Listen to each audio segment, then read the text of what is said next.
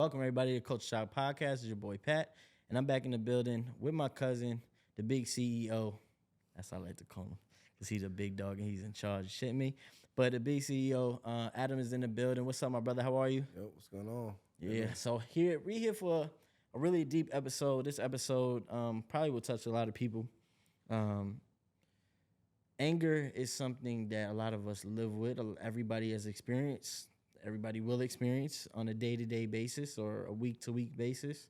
Anger is something that people don't sometimes choose to work on. And we really want to deep dive in how it can rewrite how you think of somebody and how you see things of your past. And how you could really mess things up going into your future. So Adam, first of all, thank you for coming here. I appreciate you for being on the episode. One of the first questions I want to ask is going back to childhood. What are your fondest memories of being a kid? Fondest memories. Mm-hmm. I think probably playing with like video games, toys with the cousins, having fun, using your imagination, reenacting things you see in the movies.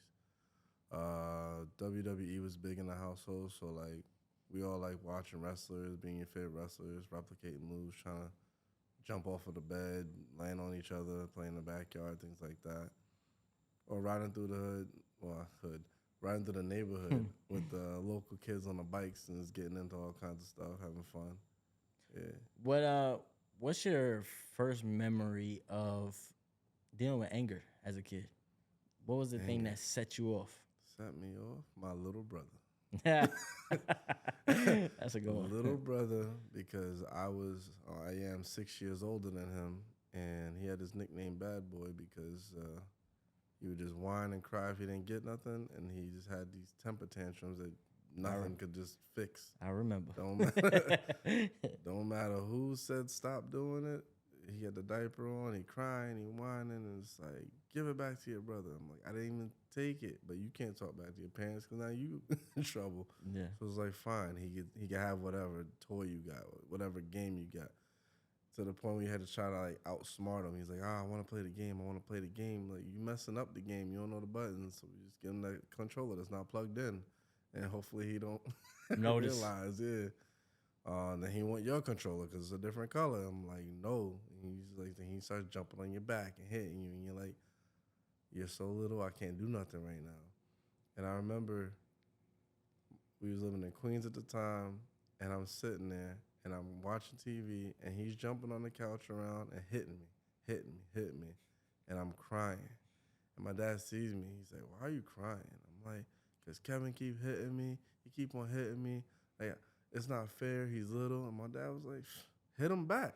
I was like, word? And he looked at me. He said, uh-oh. And I was like, ever since then, Whooping his ass. the lessons was to learn. Like, yeah. That's funny. I would say as a child, my fondest memories is just being outside playing sports. Not like nowadays kids where a lot of the stuff is video games and in the crib and being on the tablet. We didn't have that. That's before, I can happily say I was before that era. So being outside, it was being outside. You just you just get off the bus. You want to get on the bike, and where is all the bikes at? Because you ain't had the cell phone. Mm-hmm. So it was, where are all the bikes at and whose house? All right, they said they're gonna be here. All right, everybody's bike is chilling, or people just sitting by on their bike in the driveway. All right, let me pull up on them. Yo, what's up? What are we doing? It wasn't no phone, it wasn't no text. It was person to person. Yeah. We had to speak. That was like my fondest memory. I think where my anger was being bullied for being short. I was always a short, skinny kid. I mean, but I was always small. So constantly being told, like, you can't do this, you can't do that, or you should do this or you should do that. And being picked like second to last or last on like a basketball team when I'm like, man, I could shoot. Like, what y'all doing? And they picking this scrub kid and things like that because I was short. I couldn't guard nobody. Still can't guard nobody, but couldn't guard nobody back then. So I think that's where like anger started for me, or like was building inside. It was like stored up. So like when I did do something good, it was like, yeah, see, And like when I did get my growth spurts, like, yeah, see, like what y'all talking about? Like, nah, I just blocked somebody. First block of my whole life. I don't care. I'm giving it to you. I'm talking. I think that's why I talked so much trash when I was younger, was because I had all of that anger built up inside of me that I was like, man, I'm gonna let you have it. I'm gonna let you. You gonna be like, bro, why are you even talking shit to me right now? But it's because I'm gonna let you have it. And that's why I think playing video games, when I would be good at Madden or good at 2K or good at things like that, it was because, man, in real life, they trying to tell me I couldn't do it or they wouldn't pick me to do it. So I'm That's like, true. all right, let me beat you mentally, and I Yeah, think that's where it really stemmed. I remember that. But Mm-hmm. I think your earliest anger that I've witnessed and didn't understand was anything that the Yankees did wrong. Yeah, yeah. And you be They roll calling for them out, teams. you be calling them name by name, and I'll be like, the jerseys don't even got names on. How he know who that is? And he's just like, you're a scrub, you're a bum. I'm like, what did he do? He missed. He's like, Mm-hmm. but he cost him the game. I'm like, but he missed though. It's all Right, right. He's like, no, it's not all right. I'm right. like, is it that serious? He's like, it's that serious. Mm-hmm. Or and it'd be like the smallest thing. And I wasn't watching. I mean, I was forced to watch sports because ESPN was like the only channel you had. Only channel I owned. Still do. You kept it on All night and day. day, night and Yep. day. Yep. I change it. You wake up. Nah, I change it back. Mm-hmm. All right, It's a whatever. fact. Football, Mm-hmm. basketball, anybody. Kobe miss a shot, you lose your mind. Somebody foul Kobe, you lose your mind. Mm-hmm. Anybody say somebody cheated, lose your mind. And I Facts. was just like, why is he so angry? He don't know these people. Mm-hmm. Bro, I'm telling you, it's It's, competitiveness. I think, passion. yeah, passion and competitiveness. I think that just grows. Sometimes in people that doubt it a lot, I think it's kind of how you channel it. And as we get deeper into this episode, I channeled that into in the wrong way as I got older, because I started using how I treated a game of basketball, how I treated, uh, a video game, and I started using it on people in real life, like everyday things. And I think a lot of us out here in this world deal with anger and don't know how to channel that. Whether it be anger and then be petty, whether it be uh, anger and then be greedy, or anger and lash out verbally, anger and lash out physically. We channel it in different ways, and I think it's so important that we talk about this, because it's something that we have to grasp, and not only that we have to grasp, it's really something that changes the way we look at things. It makes us make bad decisions on that one split moment. It could change our whole life. Um, what's something that you would say growing up, maybe not as a kid anymore, but maybe high school, things of that nature, that you felt right here sat on you, but you always buried it? I say disrespect. I say the teasing and the remarks. Because, coming from city kids, they're ruthless. And, I guess influenced by pop culture, music, family, whoever, they just recreate this whole image of you, almost as if they were illustrating something and making it come to life. And they will call you out your name and make fun of you or things they see on you. And it's just like you start believing that they're just building this image, and then it kind of like takes a stab at your confidence, takes a stab at your beliefs. Because like you go home, nobody's teasing you like that. Maybe you got siblings, maybe you got parents that like joke around, say things, but like they're not getting in your head. They're not telling you every day, like, your shoes is busted for whatever reason, and why does this look like that? But if you, as soon as you step out the door and you feeling like you look decent today, somebody's gonna be like, even if the sneakers are clean, they could be older sneakers and they making fun of you. They could be the wrong brand and making fun of you. So now it makes you feel like you want to retract back and not even be around these people, because all they're gonna do is make fun of you. And then you try to be grateful what you got from your parents, whatever they could do, but then you start to like kind of turn on them in the sense of, why do you send me out the house this way if they're gonna make fun of me? And why are you gonna buy this stuff from there? They're gonna make fun of me. Like, I can't wear this. They're gonna make fun of me. I can't wear this, these jeans because they're a little too fitted, or I need the baggier jeans because I need to fit in with my friends. And then Right. your parents are like, they're not your friends, and you're like, they are my friends, but really they're just your classmates you happen to see all the time. And then you try to, it's like this little civil war going on inside of you. Like, I don't like the way my parents dress me, but that's only because my friends or whoever I see all the times teasing me, and then finally, if I get something cool or nice, then I'm all right. I fit in, and Right. we gang up and find somebody else to kind of like tease and do it, and I'm no longer the Mm-hmm. topic. Right. But then it's not a good way to look at things. But you just want that little bit of peace. Right. But it's always a consistent thing. No matter where you go. I'm laughing only because when you said the thing about being dressed, and man, shout out to my mom Oh yeah, Bob Stores. and my dad. But yeah, exactly. One thing that's trauma, but that I've learned to do growing up and being a dad now is never dress my son how my mom and dad dressed me. I mean, shout out to them, great parents, unbelievable parents. Talk about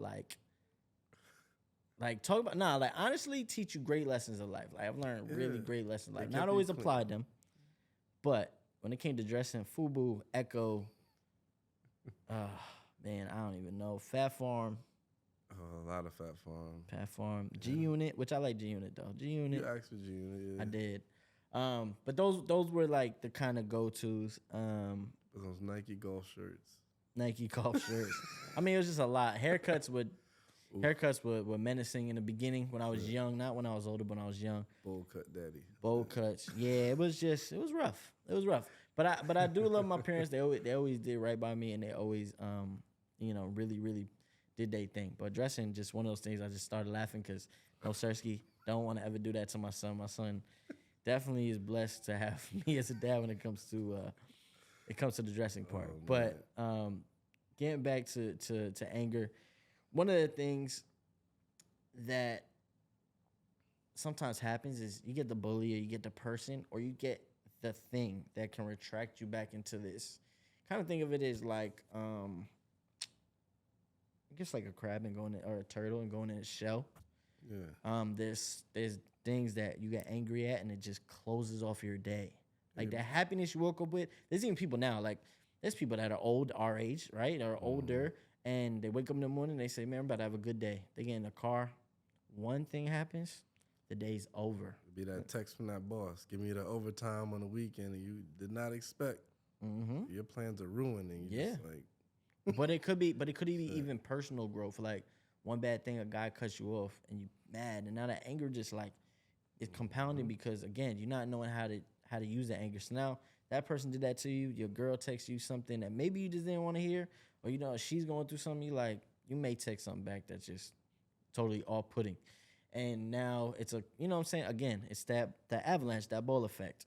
For me, I didn't really have that in my teenage years where it was a person, but I will get deep on this episode because anger starts somewhere, and I think besides the bullying, I've told people on this podcast before, if this is your first time watching, you'll learn for the first time. But like my pops that passed away wasn't my biological dad, right? It's my stepdad. My biological dad left me at 2, flat left. Like I seen him in between ages until I was about 11, but not consistent. Like days would be there where I would have my bags, wait by the door, wouldn't come. My mom would have to make an excuse for him. And that, which I didn't realize then, was boiling inside of me, which I think led to me being older and loving the attention, loving, and also not understanding, not understanding, but not really picturing something of somebody letting go or not wanting somebody to let go. I may have done them wrong, but I don't want them to let go because that feel of like abandonment, right? And I had an amazing stepdad who, to me, is my dad. I had an amazing person that did everything that a dad should do. So I didn't really lack in that. But there's always a piece of you that is like, why, right? And for me, it was just like, man, why? Like what? Like having the son I have now, I don't understand that. To go on and move out of state or do the other things, and it just never truly made sense. So I think that anger boiled up for me. So if I would say one person had that maybe over me that I didn't realize was that my pops, was he had that over me for a long time until I finally realized it. And I think there was times where like I would be like, I don't care to know this, that, the third, and I didn't. But part of that was like me being stubborn. Like, I don't. If you're not gonna be here, then I ain't got nothing to say. And I think like with anything else, you have to grow into the fact of letting it go and being okay with it, renouncing the rights of somebody to have that over you. You know, like rebuking that. Like, man, I don't care for that anymore. To push it away, get it out of here. Yeah. And I think that was the person for me. Was there ever a person in your life, like just a figure in your life, that did that to you, or not in the same regard, but just held something over you that you didn't even realize that was tearing you down? Oh no, it was definitely my pops, and I never wanted to fault him for it, Mm. but he was also in a situation where he had options but no control. Mm. So they split up. We moved 60 miles east. That's deep. That's far from Right. normal driving, normal commuting every day. He has a full time job, full time career. He's doing whatever he has to do, overtime, whatever he has to do to make ends meet and live in his life. But then we're so far away. So it's like at the young age, I'm just like, oh, he got a whip, he got money, he can come and see us anytime. But now that I drive it myself, and I'm like, this does take a toll on you, Mm. especially if you're working or whatever you got to do. You're trying to live your life. You get invited places. You want to have events. You want to just be yourself. Then now you're like, oh, well, my kids are all the way over there. Don't have enough energy to even pick them up, entertain them, feed them, take them shopping, do because they always want to do something because of the absence and want to catch up, want to hear about school and everything, Right. and then come back to my spot, which is not really that big, and make them comfortable, have them sleep okay, make sure they're fed, make sure the influences of the outside neighborhood where I can't really have the energy to like always go outside and hang out with them at the park. Don't engulf these kids. Make sure nothing happens to my kids. Keep Right. them protected. Mm. So it's like when you're thinking about all of that now, it's like I understand it was rough. It is hard. It is Right. difficult. But back then, I was like waiting by the door, like you said, waiting off, waiting for him to come through. He not showing up. Weeks go by, showing up to the point it's just like mid-teenage years. I was like, I don't even need him to pick me up. Don't come over here. And I wasn't gonna disrespect him to his face and say that, but I was like, third party the message from my mom. I was like, we don't need to see him. We see him at the holidays if he show up. Like it was so much resentment. I was like, why don't you want to hang out with me? Why don't you want to see me? I look like you. You made me. Like, what's the problem? Did I piss you off? Did I do something wrong? Like, what's really the barrier that you're trying to create? I was like, I don't care where you live. I don't care about that environment. I was like, I just want to chill with my father. There's things that I need that I can't find answers here. And it's like, I need to understand these things. I need questions and answers to ask you. Because if I ask another man and he gives me his insight and I take that and I'm going running and living that way and then I present that to you and it's not something you align with, you're like, who taught you this? Where did you learn this? And if I'm not learning from you, then it's like, well, you're leaving me out here to dry. So I'm out here not really looking for a dad, but I'm looking for a male figure to give me some kind of guidance because a mother can only do so much.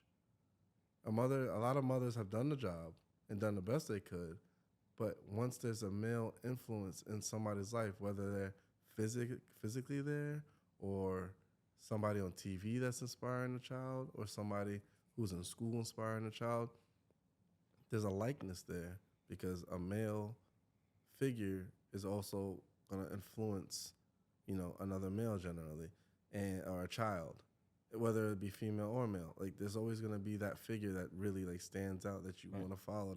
That's accepting you, and then you want to move forward with that. Right. I mean, that's perfectly well put, and that's traumatic to have to deal with. Like you said, you kind of have the absence of.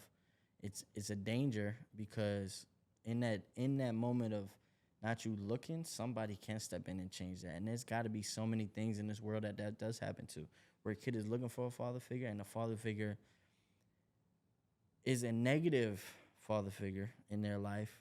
They don't really understand that because they're in search of themselves and learning, and this person just maybe don't have their life together, and you put in two people, one that's not developed yet, and another one that is, but not all the way there, and you get something that could be bad for just the environment as far as like what you do, how you move, how you taught to move, and it becomes a cycle and a cycle and a cycle. Well, my father wasn't there. I'm not gonna be there for my kids. So it can be like that, or it could be same thing like you in your instance.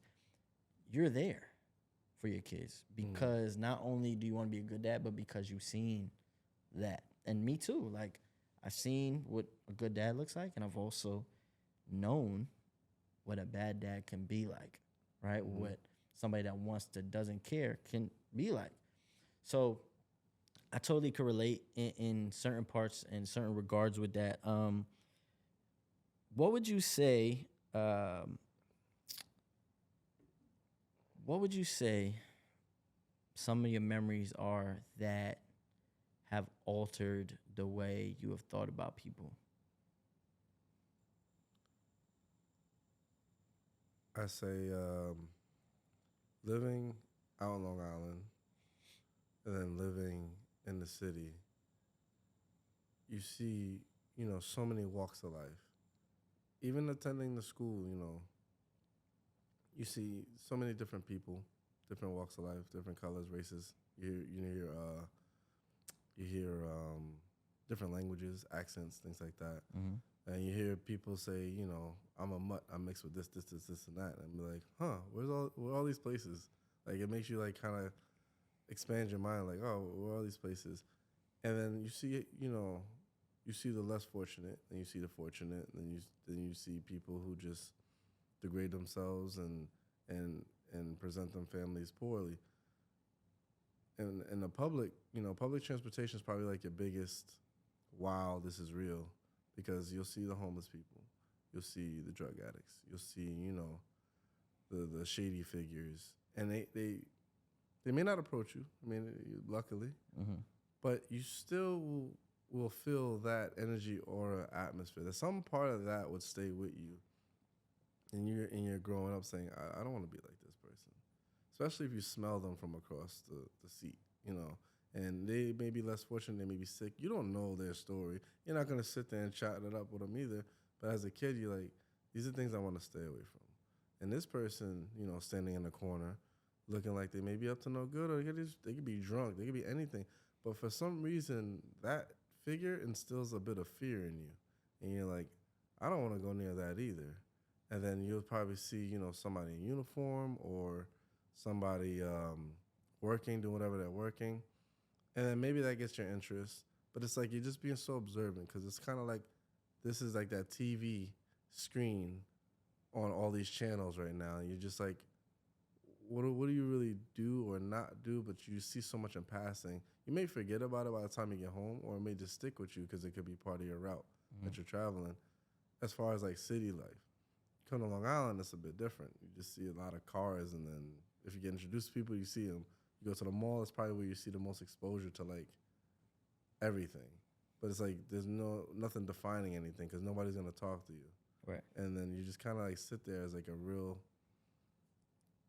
It's like weird. It's hard to explain. Like you just see so much. Right. But then I guess you go home and you ask your family about it, and then I guess that's how you really start categorizing things. Yeah. I think the city and Long Island is just two different places, man. It's crazy. It's like you said, so many different people and different environments in the city.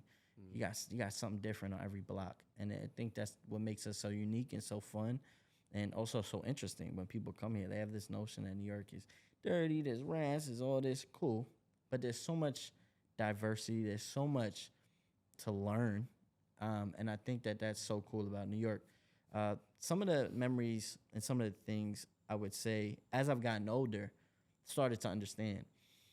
I'd be angry at certain people. I'd be angry at certain things, and I wouldn't understand, why are you acting like this, or why can't you handle what I'm handling? Like, why are you taking 3 days to understand what I'm understanding in one day and want to get over? Like, we just argued. I want to get over this. Why do you need 24 hours? Figure it out. Now I'm angry. Yeah. But I look back and I'm like, man, everybody's different. I had this conversation with somebody actually today, just understanding that sometimes we're just different. Like we're different people. Remove and gravitate, and sometimes the healthiest way is sometimes isolation for a minute. You know what I'm saying? For days, just to understand everything, to comprehend, be so we don't lash out. And for me, I was just so used to figuring out right then and there. You either figure it out in a good way or a bad way. You know what I'm saying? Pressure. But that's it. Yeah, and it can pressure people. And I think that that's something that's very dangerous within anger, and it makes you forget about all of the good. We no longer look at that person as all of the good. And I think as time goes on, I know especially like in relationships, not all, but most, as relationships are done and moved on, they say time heals all. The reason why I believe time heals all is anger subsides. What they've done to you, it doesn't hurt as much. It just you start to try to understand, why did they do that? Why was I so angry? And then the forgiveness factor of it. You should always remember what they did, because that is a part of your story. But people grow. And it's so important to give people that grace that they have grown, even if you no longer speak to them. For me, I would just say my book is just clear when it comes to that now. In 2025, I said in one of my posts on Instagram, it says the year of forgiveness. Forgiving myself for everything I've done in the past, and forgiving people who have done me wrong in the past. Whether it's been something small as a lie, or something big as yeah, some of the shit, obviously me, just forgiving them. And a lot of people be like, how do you forgive that? How do you get over that? But what is the sense of having that anger stuck inside of you? What is that? What is the sense of that? What is the point of having all that anger? Like, find peace. Like, God and Jesus, like, that is peace to me. Like, every time I do a Bible study, I come out of there feeling so uplifted. When I listen to a sermon, that is my peaceful place. My son, my peaceful place. But when I'm by myself, I no longer have to be sitting in my thoughts and staying up late. I no longer have to deal with that, because within those people that were in my life that I had anger towards, or was rewriting how I seen them, I was able to scale back those pages, white it out, and come back and rewrite the real story. You got your story, you got their story, and then there's the real story. And sometimes we have to look at that. It is the real story. One of the questions I want to ask you is there anybody in life, don't have to name them per se, that, as of right now, that you really just feel like you've forgiven? Like I said, with me, I forgave a lot, but is there anybody like recently you just felt like, man, I just forgive this person? Like, the way I saw them is just no longer that. It is truly what the truth is. Hmm. I think I never had anybody like, so it's a little different for me because I never attached hurtful or hateful emotions to any person. Mm-hmm. And I felt that that was a way of giving them power and energy. So what I often do mention to people when they're in an irate episode and they can't think clearly, to somebody that is close to them or is a stranger, it was like, you can't give that person power, because now they control time, they control your emotions, they control your focus. And then the more they ramp you up, or the more they have you engage with them, is less time that you can focus on yourself and protecting yourself. So when it comes to forgiveness, I don't know if it's like an isolation thing or abandonment thing, but I feel like I'm not a person that tries to forgive. I'm a person that just releases people. So and it hurts. It hurts a lot for me to like cut off relationships and never contact that person ever again. But if I feel like there's no good between us and something bad enough has happened to where forgiveness is in I guess not even the forgiveness of, oh, I'm sorry, I'll never do it again, but more so like if we're just bad for each other, then I'll let you walk the earth freely, and I wish you the best. But I don't feel like there's any more I have to give to you, and there's no more that I shall receive from you. And then, I let it be that. I'll often think, you know, of that person sometimes, or those people that I had to just let walk their paths. And if I could check on them, I would, but it's like, I don't need to give them that energy no more.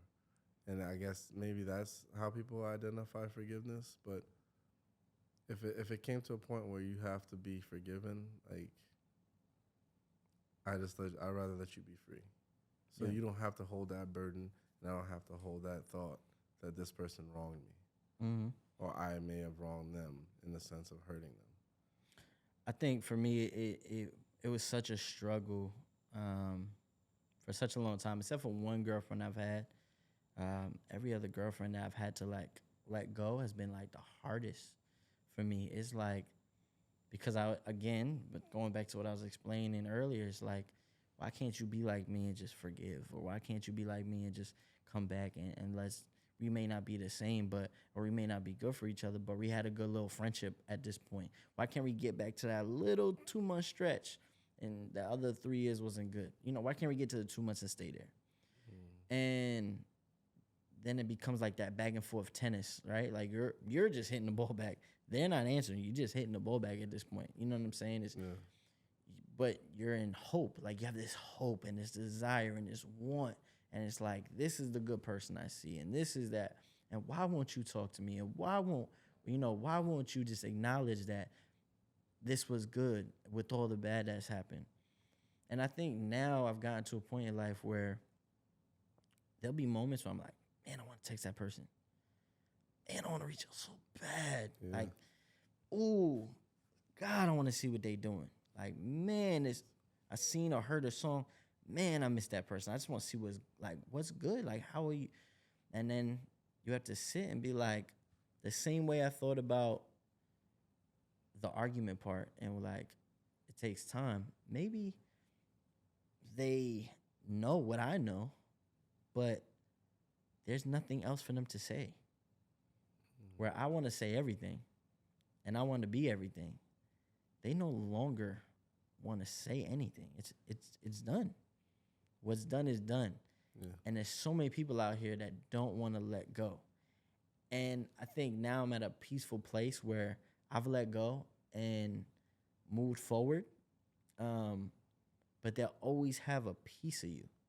Yes. And that is the thing and that's why I say like renouncing the rights to your heart sometimes can be tough, like because they always have a piece of you. But it's really how you dictate that piece. Like because they have a piece of you, are you gonna let that hold you?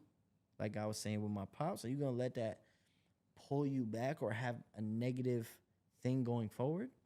Or they have a piece of you, or like a part in your heart always, and you can use that as an example of how to get better, or take the 2 months that you had what was good and say, I want to make that last a lifetime with somebody else. It doesn't have to be like that, but I want that moment of happiness to be with somebody else and experience that with a lifetime. You know what I'm saying? And I think, again, that's growth. And I think within all of that stems that anger bug.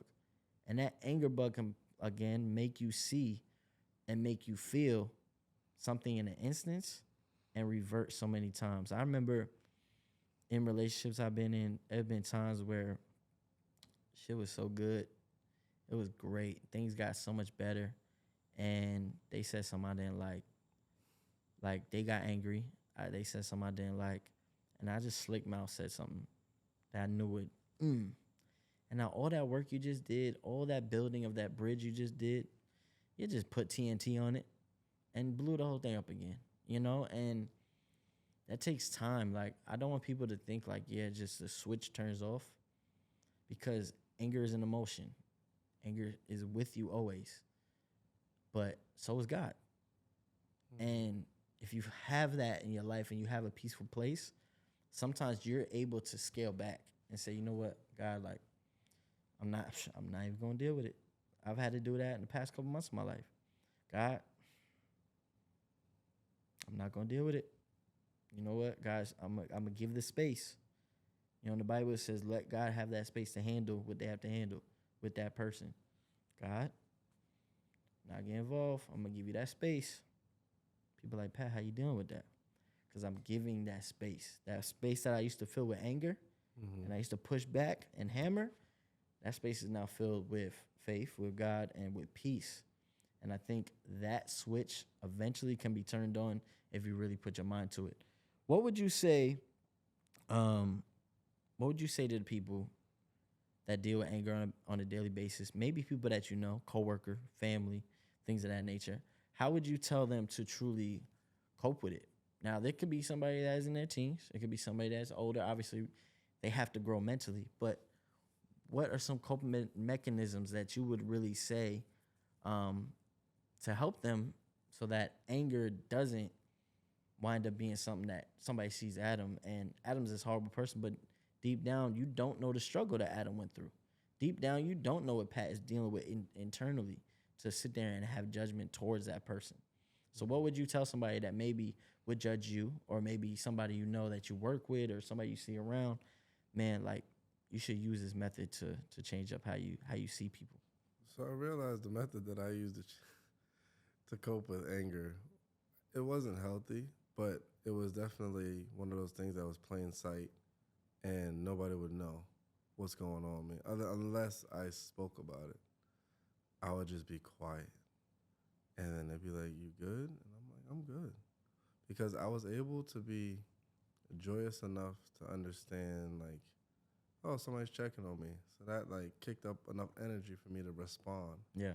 But there was a time where, and it was for a good amount of years. I think it was probably 20, 20. I say about 5 years, where I was mad every day. Just not at anybody. I just had anger that wasn't relieved. It wasn't expressed. It was just compacting. And when I used to talk about how why I was angry and what made me angry and it's unraveling all these things, it would just not reactivate it, but it would make my body like almost, it's like you're shaking almost. It's like you have all this energy, you have all this heat, you have all this. It never got to the point of hate. But then when you have nobody to channel it to, then you start to say, well, if I'm this angry, I'm this mad, and it's no one's fault, then it's my fault. And you develop self hate. And Mm. then you build up the best wall you can for you to get through life day by day, but you do not love yourself. And then you go with the motion. You hit cruise control to the point where your passions are suppressed. Your favorite things are suppressed.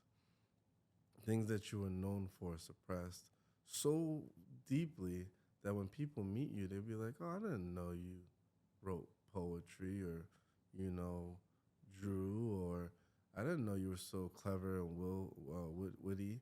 I didn't know." And you just decide to take these parts of yourself and you compress it and you just let it die. And then the outlet could be silence and you just being that happy-go-lucky person that people feel drawn to, and they don't understand why they're drawn to you. It's like you have good energy in you, but you don't see yourself anymore.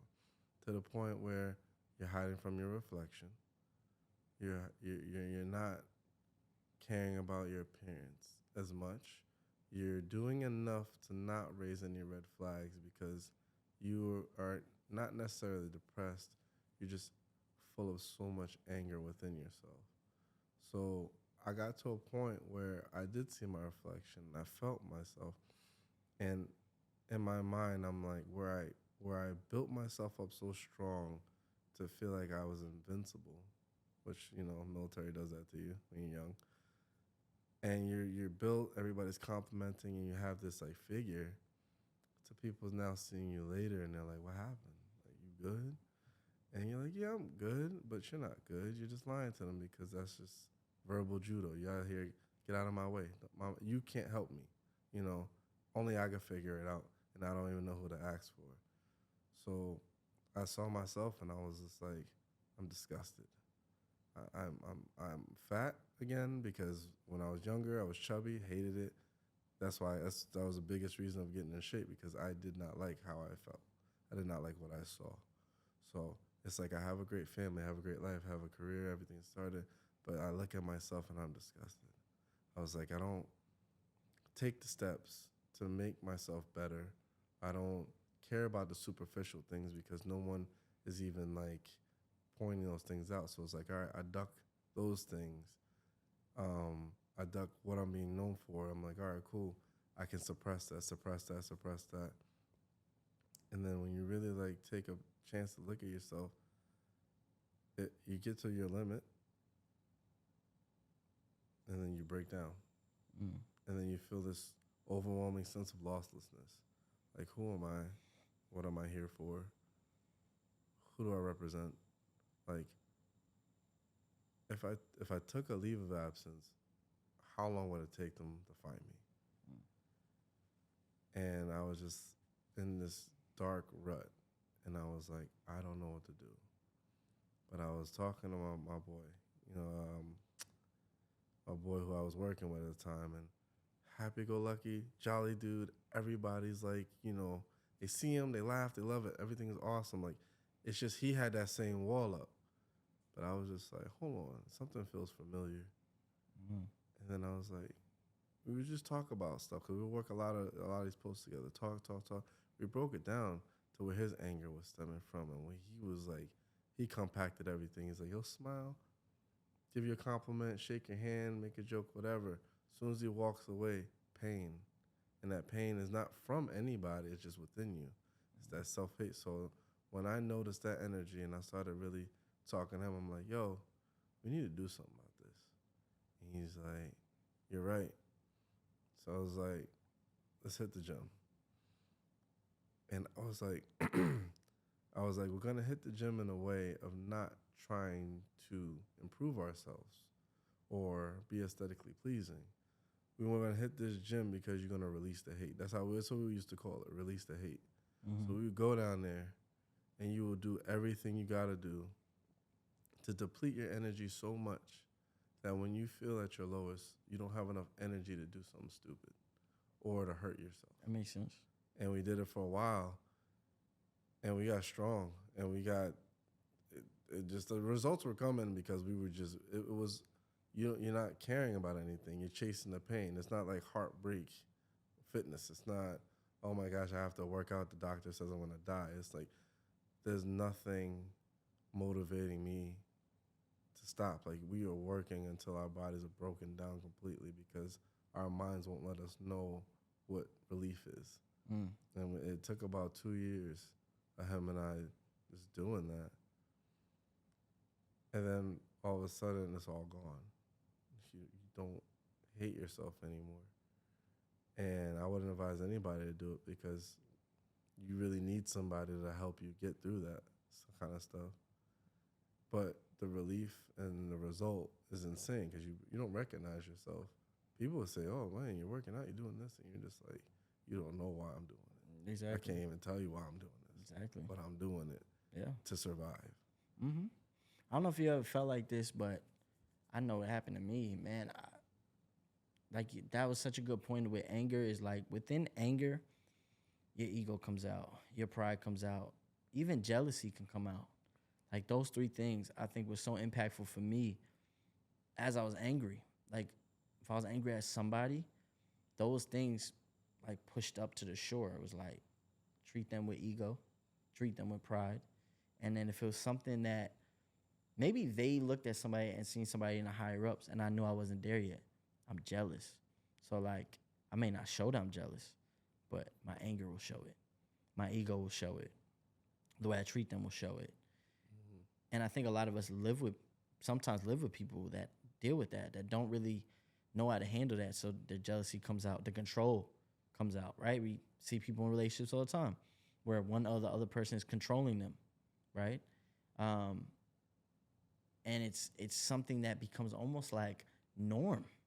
It becomes the normalcy of everyday life to the point, like what you said, you don't know yourself. When I was a kid, until I really started messing around with women and things like that, I loved being alone. I could play with all my friends, but I could be myself and create a whole life by myself and be good. I loved being alone. And then I started becoming almost codependent on women. Like if I had one and I didn't have one, I needed another one. If I didn't have one, I needed another one. I always needed something around. Always needed, always needed, always needed, always needed. You're addicted to distraction. Addicted to distraction, addicted to the chase. I would just chase, chase, chase. Then I would get something, and I finally got something that wasn't out of my league, but mentally was out of my league. Not the person, but what came with it. And then that turned into ego, pride, jealousy. I'm sitting there arguing with people that, man, what am I arguing for? I'm over here jealous about somebody that don't care about me. What am I doing? You know what I'm saying? Like, what am I really doing? And then nothing comes from it. You're left with nothing. You went through all of that. You're left with zero. And now it's like, all right, I gotta pick up all these pieces. Where do I start? All right, hold on. Damn, like it's like having a bucket with holes in it and trying to put water back. You can't. You have to start repairing one hole by one hole by one hole by one hole, and then start feeling slow, feeling slow, feeling slow. But the good part about it is it's possible. So what I would tell people is I always say therapy, I always say God, but have patience. I think hardest thing we struggle with, even with like something like a podcast, we want it to blow up. We want it to go this way. We want to get paid. People come to Thanksgiving, like we talked about on the other episode. People come to Thanksgiving. So how's the podcast going? It's good. You getting paid for it yet? No, I'm not getting paid for it yet. Oh, okay. In their head, they're probably like, why is he still doing it? You know what I'm saying? Then I'm speaking for strictly the people that aren't watching. Why is he still doing it? You gotta I mean, hit he's them with that. He's got little clips, little things here, but why is he still doing it? You gotta hit them with that. Did you subscribe yet? Yeah, exactly. You know what I'm saying? But those are things that, again, if you allow it, it could get you angry, disappointed. But that's just my point is like, you can get through this cycle of your life. You can get through this anger, through this disappointment, through all of this sorrow, if you take the time and you're patient with it. You won't change overnight. It doesn't happen overnight. But what I tell people is seriously repair yourself one by one and do it with somebody like a therapist or do it through, but don't just fill yourself with distraction. Sit there laying all the crap that you have on the floor that you rip to pieces, just laying it. Understand it first, get through it, then start rebuilding it. Start gluing it back together. Build something or create something new that changes you, and believe in something. And then also, lastly, believe in yourself. And I think before we get out of here, I just want to say, man, people that really deal with anger, whether, again, physically, mentally, it is something that you always need to check. It can change your life in a split second. We continue to pray for you. And, I feel like we gave great examples, you and me, of really how to channel it and things that are relatable that people definitely deal with on day to day. Adam, I do appreciate you being here, my brother. Of course. So many things coming in 2026, God willing. Just be patient, y'all. Be patient with life and be patient with your anger and even the people that surround you. And never write somebody off, because people can change all the time and people could really make a difference. Even the people that you think the lowest of because of the experiences you had with them. So with that being said, we love you. Make sure you subscribe. Culture Shock NY, all platforms. And we love y'all, and we out of here.